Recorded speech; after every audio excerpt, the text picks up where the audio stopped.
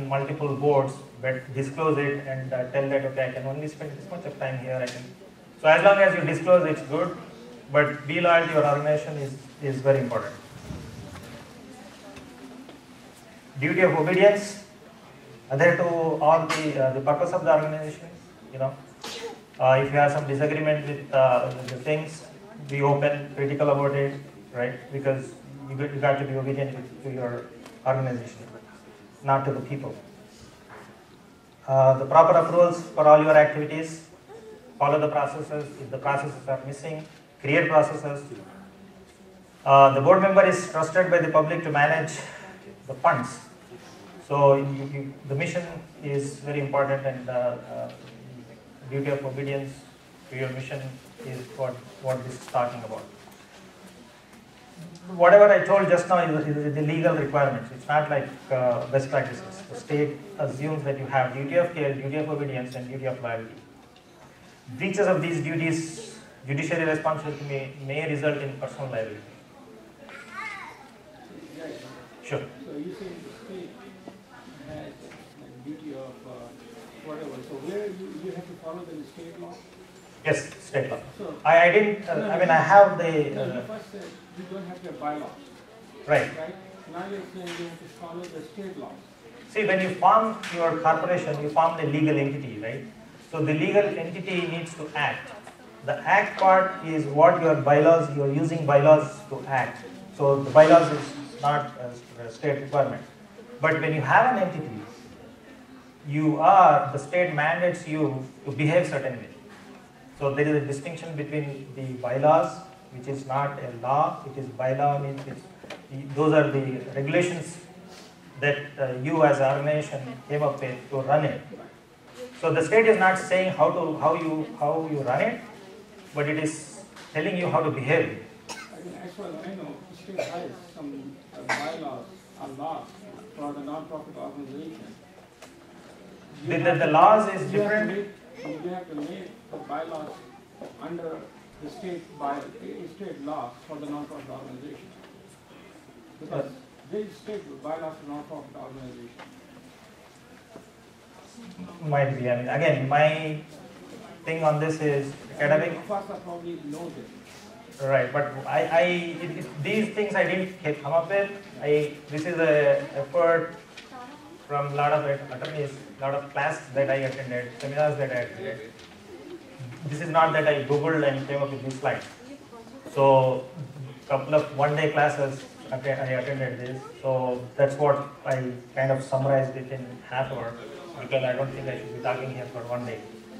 But that's a good question. Again, I can take. There is a difference between, for example, bylaws. For example, our organization may say that the bylaws need a 5 directors, but state doesn't mandate that. No, exactly. Any other organization may say they need 14 directors. Just as a, so I don't think bylaws. So I think Sharbulkar sir is here. He can probably answer this. The question here is whether bylaws. Is there any state laws? Is there any state law to have a bylaw? No. Is there a state law for the non-profit organization? Yes, the state laws is there. There is a state law, and each organization has to have minimum of 3 directors: president, secretary, and treasurer. Beyond that, it's up to organization. You know how to run it day to day, like that. No. But there could be bylaws like right. Oh yeah, there are restrictions. That's what I'm saying. Right. That's what There is a list of organizations that the United States government does not do any business. Right. That's what I'm saying. What they say, they cannot deal with it. I think there should be some laws. Summary: all organizations must follow Patriot Act. Okay, let me move on. But I think the question is, the laws are there, but there is a distinction between the law and the bylaws that we talked about. So definitely laws are there, and there are restrictions. So, quick review. I talked about the legal duty of care, duty of obedience, and all that. And these are some standard responsibilities that the board of directors should have. They should determine the organization mission, select officers, ensure effective organization planning, adequate resources, make sure that we have sufficient committees and whatever resources the organization needs to run. So I'll move on. Best practices. Donors Forum has beautiful details on what the best practices should be. I'll quickly go through it. The charitable education should have a mission approved by a governing body. The roles and responsibilities are clearly defined, and the governing body ensures that its members are competent. I mean, when you select, that's when the qualification of board members, officers come in place. I'll go back to the first one. The organization should have clear clear mission. That's where the strategic meeting, the strategic planning comes. A lot of times we tend to ignore the strategic planning, but that is very critical. The strategic planning should, the outcome of the strategic planning should drive the organization. Governing body regularly assesses the organization mission. It's kind of a checkpoint whether we are doing good or no.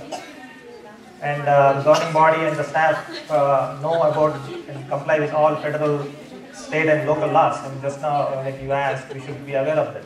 Not many of us know what the laws are, except for Kolkata.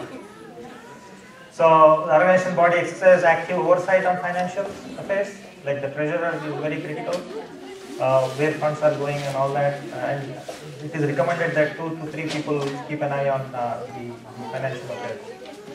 The organization makes information about its mission, program activities, and financials available. The communication piece of it, right? We should have a very solid communication. So quickly, I have 5-10 more minutes. Let's go through this. I'll give a choice now. All non-profit organizations are corporations. True or false? True.